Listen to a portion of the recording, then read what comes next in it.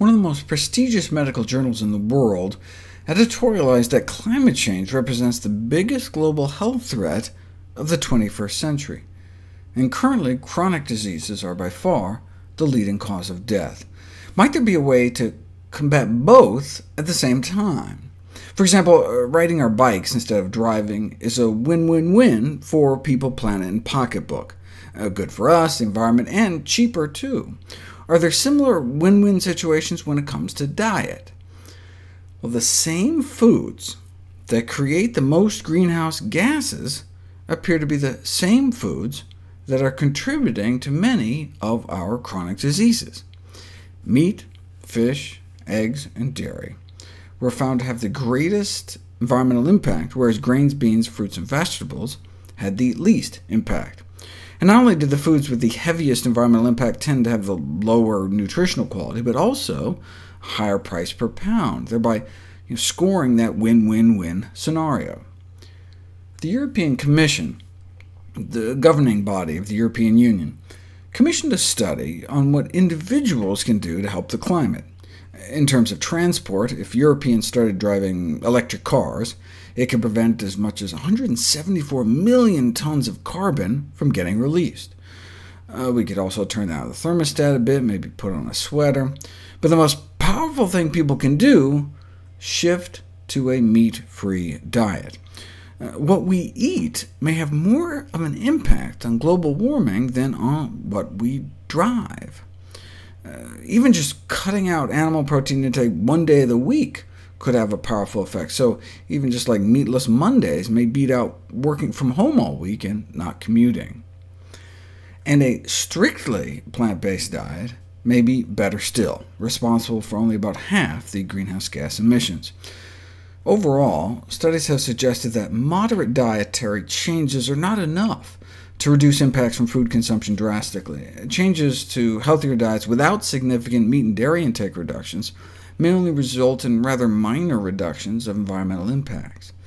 This is because the average fossil energy input for animal protein production systems is like 25 calories of fossil energy input for every 1 calorie produced, more than 11 times greater than for grain protein production, for example, which is down around 2 to 1. Researchers in Italy compared 7 different diets to see which one was environmentally friendliest.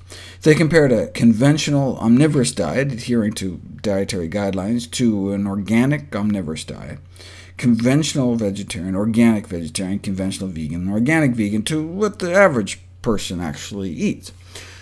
For each dietary pattern, they looked at carcinogens, air pollution, climate change, effects on the ozone layer, the ecosystem, acid rain, and land, mineral, and fossil fuel use, and this is what they came up with. This is how many resources it took to feed people on their current diets, and this is the negative effects the diet is having on the ecosystem and the adverse effects on human health. Now, if they were eating a healthier diet, conforming to the dietary recommendations, the environmental impact would be significantly less.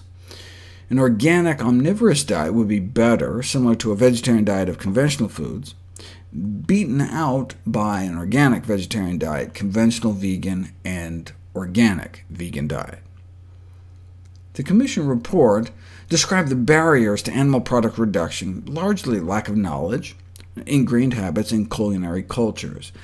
Proposed policy measures include meat or animal protein taxes, educational campaigns, and putting the greenhouse gas emissions info right on food labels. Climate change mitigation is expensive.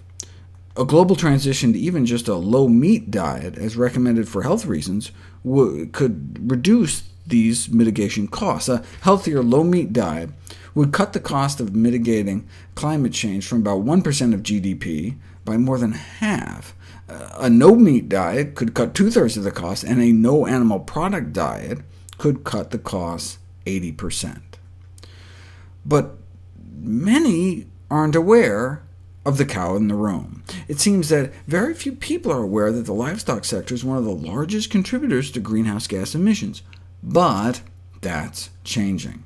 The UK's National Health Service is taking a leading role in reducing carbon emissions. Patients Visitors and staff can look forward to healthy, low-carbon menus with much less meat, dairy, and eggs. For evidence shows that, as far as the climate is concerned, meat is heat. The Swedish government recently amended their dietary recommendations to encourage citizens to eat less meat. Even if we seek only to achieve the conservative objective of avoiding further long-term increases in greenhouse gas emissions from livestock, we are still led to rather radical recommendations, such as cutting current consumption levels in half in affluent countries, an unlikely outcome if there were no direct rewards to citizens for doing so. Fortunately, there are such rewards, or important health benefits. By helping the planet, we can help ourselves.